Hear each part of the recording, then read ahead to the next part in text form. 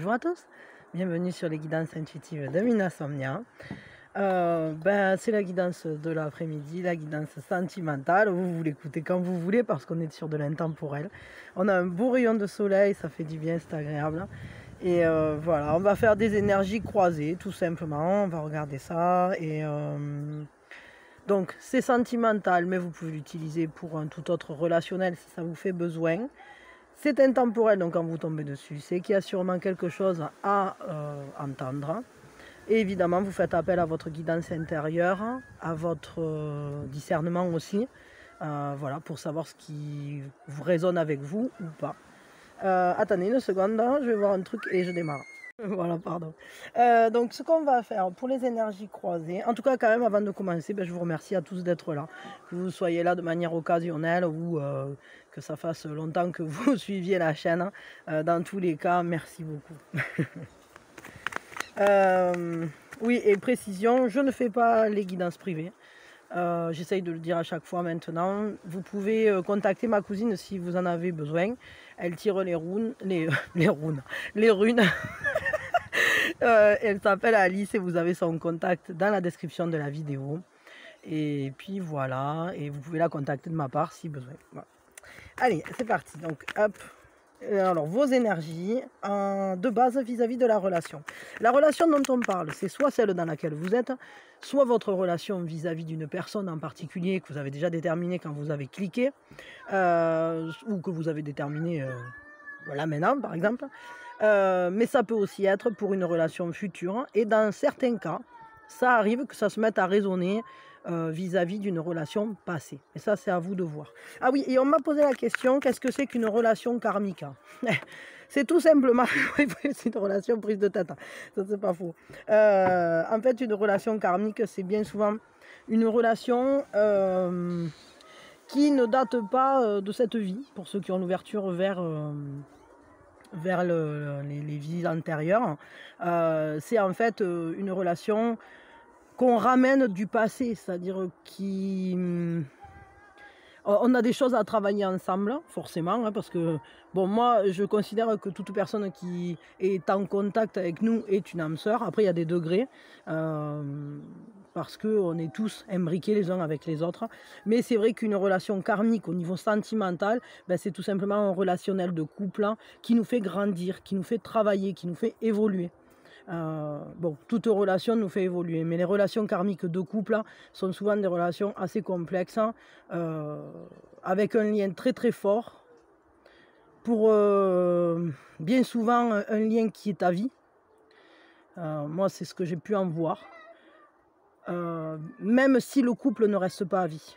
Vous voyez ce que je veux dire? C'est-à-dire que ce sont des personnes qui vont rester...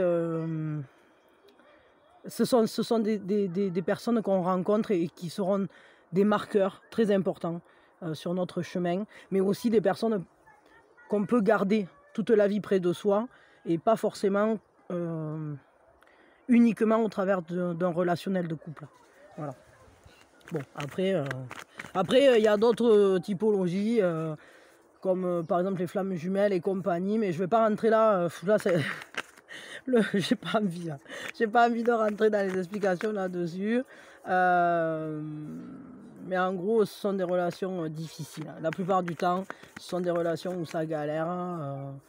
Ou alors qui sont très très fortes et qui nous font grandir comme un compagnonnage. Mais ça dépend du type relationnel. Mais c'est vrai que les âmes sœurs, par exemple, c'est plus facile à vivre que les flammes jumelles, quoi. Flammes jumelles, c'est chaud pour réussir à se retrouver, pour être ensemble.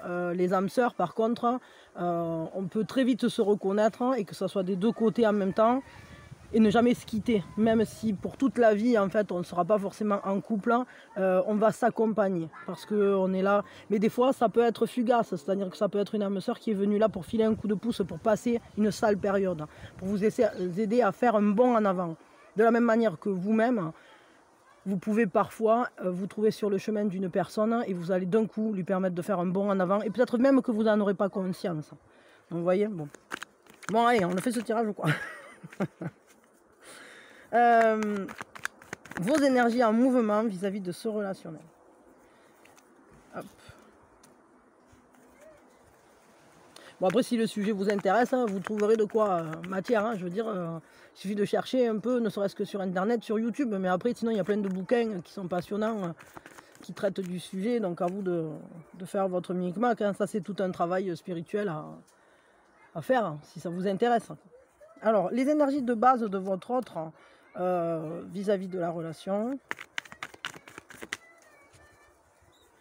Les énergies en mouvement chez votre autre vis-à-vis de la relation. Les énergies du nous. Et après, on extraira le nous, on verra ce qui vient pour ce nous. Qu'est-ce qu'on fera? On regardera un conseil pour si ça galère. Et puis, un conseil pour vous, précisément pour vous, vis-à-vis de ce relationnel. Allez, c'est parti, mon kiki. Si besoin, je tirerai des compléments, mais c'est assez rare quand même. Ça arrive, mais pas si souvent que ça, en réalité, sur ce genre de tirage. Parce que les énergies, quand je fais des énergies croisées comme ça permet d'avoir quand même un bon panel, quoi. Bon, vos énergies à vous, de base, vis-à-vis de ce relationnel. Ben oui, ben justement, alors on est sur... alors, lien... Peut-être que vous avez effectivement conscience que c'est un lien qui ne vient pas de cette vie-là. Mais on ne va pas s'arrêter que sur cette explication-là parce que c'est pas que ça.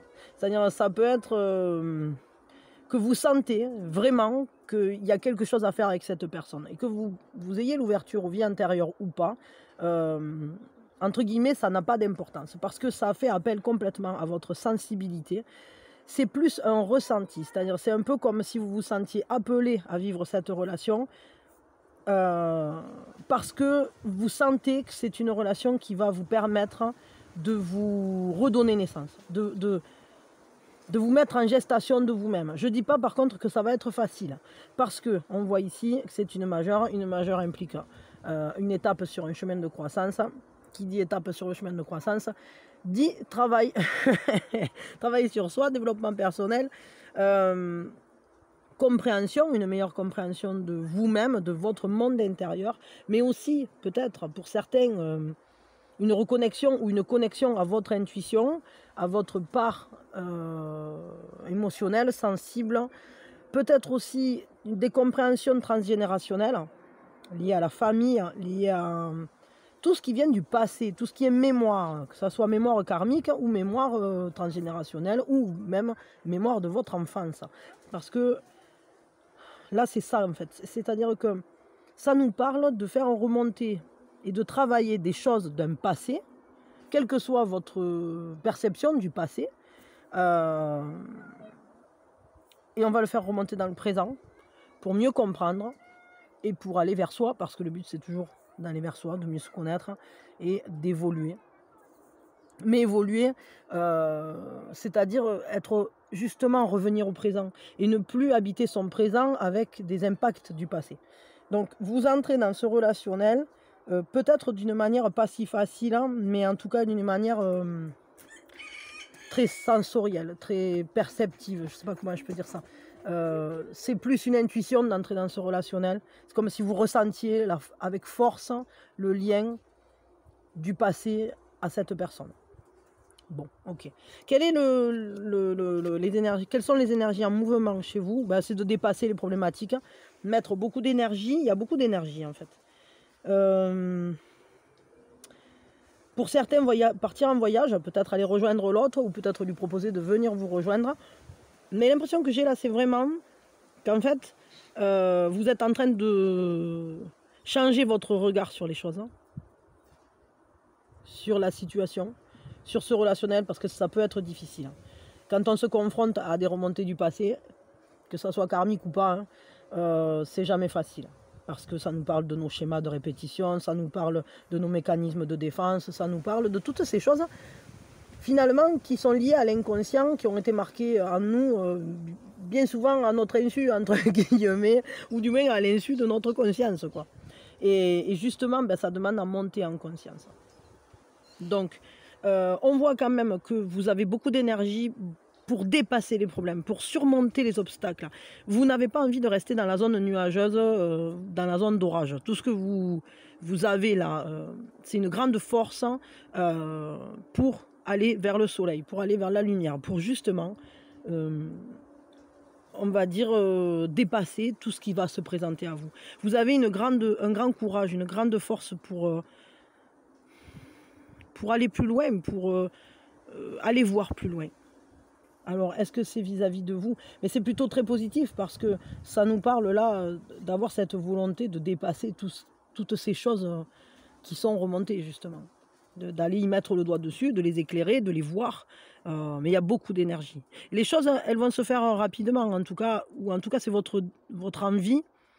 C'est-à-dire que là, vous avez envie que les choses se fassent. Vous n'avez pas envie que ça stagne. Vous n'avez pas envie d'être bloqué dans quoi que ce soit. Pour vous, il faut que ça avance. Si ça avance pas, je ne sais pas trop ce que ça va donner. On verra. Mais en tout cas, vous faites tout ce qu'il faut pour que ça avance. J'allais dire même quitte à avancer vous de votre côté. Hein. Quelles sont les énergies de votre autre vis-à-vis de ce relationnel? Ouf, votre autre, il est soumis à une lutte intérieure. C'est une relation qui lui demande vraiment de se dépasser. D'affronter ses peurs. Vous lui foutez les flippettes. Peut-être parce que cette personne, elle ressent aussi ce lien d'une manière très forte. Ça, c'est bien possible. Et elle lutte. Alors, est-ce qu'elle lutte pour pouvoir être en relation avec vous parce que, je ne sais pas, parce que les événements extérieurs, les éléments extérieurs sont difficiles ou bien est-ce que c'est une lutte parce que, je ne sais pas, ça pourrait être une typologie, soit quelqu'un qui a déjà quelqu'un d'autre, ou soit quelqu'un qui est engagé fermement déjà sur une voie, et votre arrivée demande à réétudier les projets, la projection, la manière dont on voyait l'avenir. Mais ce qu'on voit, c'est que ça fait peur. Peut-être que c'est quelqu'un qui a déjà souffert de relations amoureuses comme ça, ou je sais pas, qui a vécu des choses difficiles, hein, et qui aujourd'hui combat, peut-être pour justement s'empêcher d'aller vivre quelque chose. C'est bien possible. Après, ça peut être l'inverse, mais ça dépendra de chacun de vous. C'est vous qui le ressentez, ce qui est juste pour vous. Mais là, on voit qu'il y a en tout cas une lutte intérieure, voire même une lutte extérieure. Il peut très bien y avoir des éléments extérieurs qui demandent à être affrontés. Mais bon, moi, je ressens vraiment des peurs. Des peurs, et il va falloir lutter contre pour pouvoir entrer dans ce relationnel. En tout cas, c'est la manière dont elle entre là-dedans. C'est pas si facile. Hein. Ça n'est facile ni d'un côté ni de l'autre, hein, on le voit. Vous, parce que ça fait remonter énormément de trucs, et l'autre parce que ça lui fout les miquettes. Qu'est-ce qui est en mouvement chez votre autre vis-à-vis de... Ah ouais, votre autre, il est en train de prendre conscience qu'il est guidé. Ben, c'est un peu comme s'il était obligé de rendre les armes et de se rendre à l'évidence que ben, si on l'a amené là, c'est qu'il y a quelque chose d'important. Donc c'est des prises de conscience. Hein. Le maître, c'est celui qui est là pour nous guider, pour nous dire viens, donne-moi la main, je vais t'aider à aller sur ton chemin. Quoi. Je vais te montrer où tu veux aller, où tu dois aller, mais où tu veux aller surtout. En fait. Parce que même si votre autre il lutte, il ne faut pas oublier que c'est toujours un choix ce qu'on vit. Hein. Mais quelle est la teneur de ce nous là, pour le coup? Ah, ouais, union mystique, tu m'étonnes. Ça m'étonne pas. Ok. Ben, c'est tout simplement la rencontre du féminin masculin, cette espèce de tentative, on va dire, d'unification des contraires. C'est carrément le principe de la complémentarité. Ce nous, là, à l'heure actuelle, il demande patience, parce que, évidemment, qu'une intégration de ce qui est complémentaire à nous, c'est-à-dire rassembler les deux pièces du puzzle, hein, ben, ça ne se fait pas si simplement. Ça demande patience, ça demande persévérance. Ça peut demander parfois guérison aussi, parce que, vous voyez, on est dans la lutte, on est dans des trucs de l'inconscient là, qui sont là, qui ne sont pas forcément légers. Hein. Et ce qu'on nous dit, c'est qu'il va falloir comprendre que ce relationnel, c'est un cycle qui revient. et qui se travaille. Et si c'est une union mystique, pardon, c'est aussi une alchimie entre vous. Il y a un côté très très fort, très puissant dans ce relationnel. Parce que vous vous ressentez l'un l'autre, parce que vous savez que vous êtes comme deux pièces de puzzle qui sont là pour se rejoindre, s'emboîter, se connecter. Mais c'est pas simple, ça se voit, c'est pas simple. Après, ça peut être quand même assez paisible, apaisé, mais j'ai plus l'impression, là, vu les autres cartes, que ça demande justement à trouver l'équilibre, à trouver le bon agencement,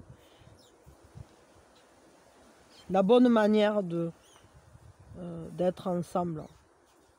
Mais c'est plutôt très joli quand même comme nous, parce que c'est un nous modéré.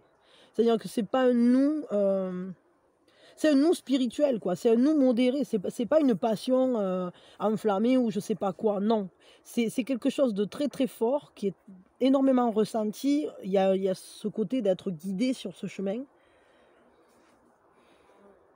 Mais à la fois, on ne se dévore pas, quoi. Juste, on essaye de trouver la bonne formule. Et je dirais qu'on le fait par moment, chacun de son côté, par moment ensemble. Mais que cet équilibre, il est difficile à maintenir. Ça, c'est le ressenti que j'ai. C'est-à-dire qu'il y a des moments où vous vous sentez bien en équilibre avec l'autre. Et puis, d'un coup, paf, l'autre, il reprend peur. Donc, peut-être il vous rejette ou il fait preuve un peu de froideur, d'agressivité ou quelque chose comme ça parce qu'il a les miquettes qui sont revenues. Peut-être vous vous sentez blessé, la sensibilité est mise en exergue. Et paf, on est déstabilisé et chacun repart de son côté. Et puis ensuite, hop, de nouveau, parce qu'on ne peut pas faire autrement, parce que justement, ici, on est dans le cadre d'une relation karmique plus, voire même, là, on pourrait très bien être dans un schéma flamme jumelle. Et ben, du coup, on ne peut pas s'empêcher. Enfin, on ne peut pas s'empêcher. C'est toujours un choix. Hein. Après, vous avez le choix de faire ce travail maintenant ou de le faire à un autre moment. De toute façon, ce travail, il se fait. Mais dans tous les cas, on voit que par moment, vous êtes dans l'union, dans une unification très forte. Hein. Vous arrivez à vous ressentir de manière très puissante en complémentarité. Et puis, il y a des moments où, paf, chacun reprend ses billes et puis ben, il va falloir de nouveau retravailler pour se rapprocher, etc. Donc, un truc un peu en yo-yo, quelque chose aussi qui fait travailler la spiritualité. Là, je vous le dis, hein, parce que quand même, on est sur la tempérance, on est sur l'intégration. C'est quand même une ouverture. Hein. C'est pas pour rien qu'ici le chakra couronne est actif. On va avoir le troisième œil, etc. Enfin, il y a cet alignement comme ça. Le but, c'est l'équilibre. Le but, c'est l'évolution. Mais c'est aussi le fait de travailler ensemble, soleil et lune. Vous voyez ce que je veux dire? D'arriver à vivre cette complémentarité, à la faire vivre, à l'accepter aussi. Donc, bon, évidemment, ça demande de la patience, de l'organisation, j'allais dire un peu, ouais, peut-être. Mais c'est un nous tellement aligné, finalement. Il y a vraiment un très bel agencement entre vous deux, c'est-à-dire que vos caractères, vos vécus, vous vous faites écho l'un à l'autre, donc c'est vachement important.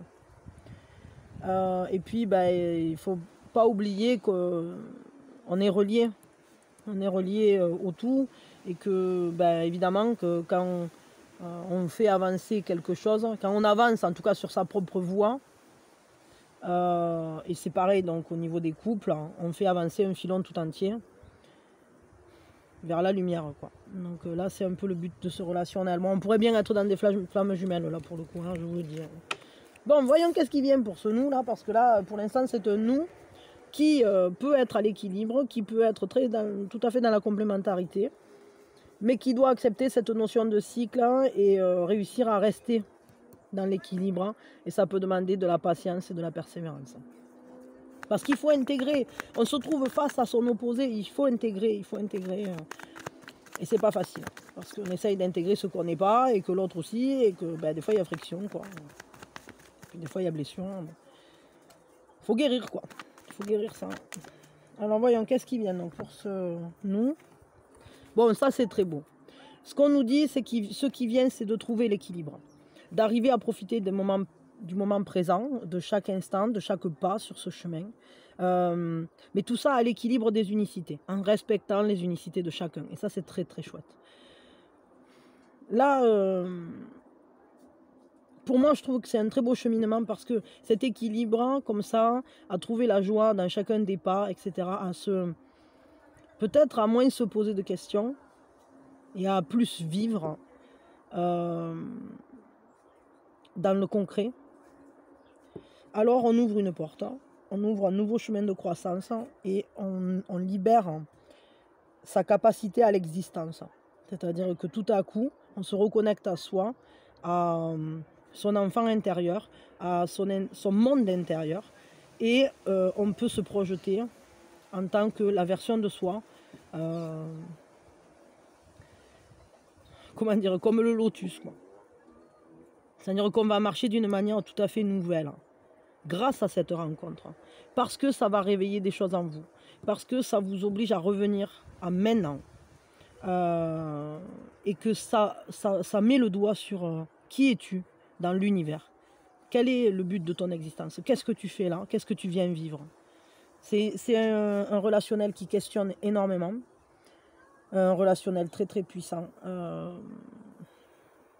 comme une relation d'éveil, quoi. C'est une relation qui éveille. Quel conseil vous donner si ça galère à l'heure actuelle? Maria Magdalena, dansez dans tes bras. Un été, souviens-toi du côté de Palma. Maria Magdalena s'est dit pourquoi pas. Magdalena. Tolérance. En fait, vous êtes vraiment en complémentarité, c'est-à-dire que vous êtes tout ce que l'autre n'est pas. Il est ou elle est tout ce que vous n'êtes pas. Donc, pour faire progresser correctement ce relationnel, il faut de la tolérance. Il faut être vraiment ouvert au fait que l'autre ait une autre manière de fonctionner, un autre point de vue, une autre manière de marcher dans la vie et dans l'amour. Tout en sachant que ça n'enlève rien du tout au sentiment et ni à la force de ce relationnel. Donc c'est vraiment quelque chose de, je dirais, de très précieux en plus, ça, parce que c'est ça qui nous permet d'aller plus loin, de déterminer aussi nous-mêmes qui nous sommes, de quelle manière on aime, quel est notre propre point de vue. Parce que quand tout à coup quelqu'un nous dit un truc, si nous on ne pense pas pareil, c'est là que ça va se réveiller. Si on vous dit, tiens, t'as vu, oh, il est beau ce ciel vert, et vous le voyez bleu, vous allez dire, ben moi je le vois bleu, je le trouve beau aussi, quoi, il est super beau. Et concrètement, on peut trouver des consensus sur certaines choses, hein, mais il y a une chose qui est sûre, c'est que chacun a sa propre réalité et que vraiment avec cette configuration-là, il ne faudra pas essayer de convaincre l'autre. Il faudra juste accepter que l'autre voit le monde différemment de nous. Et que l'autre accepte aussi que nous, on voit le monde différemment de lui ou d'elle. Mais parce qu'on a besoin justement de faire se rencontrer ces manières de voir les choses. Parce que je dis le ciel, mais ce n'est pas forcément le ciel. C'est-à-dire que face à une situation, l'un de vous sera dans l'action, l'autre peut-être plus dans la sensibilité ou dans la réflexion. Vous voyez ce que je veux dire? Et tout est juste. Donc ça peut faire progresser plus vite. Si vous arrivez à accepter que la pensée de l'autre est juste, que vous êtes là pour marcher main dans la main, côte à côte, et pas pour vous fondre l'un dans l'autre, alors, et pour prendre un peu chacun l'un de l'autre, c'est-à-dire que le but, c'est d'intégrer, d'apprendre de cette vision différente. Bon, ok. Quel est le conseil pour vous, vraiment pour vous, juste pour vous, vis-à-vis de ce relationnel? Qu'est-ce qu'on vous conseille pour mieux le vivre?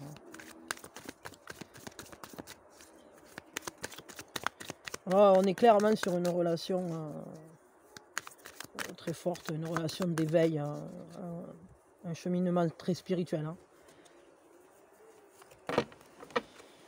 La grâce, il va falloir aller vers votre part féminin, que vous soyez homme ou femme. Hein.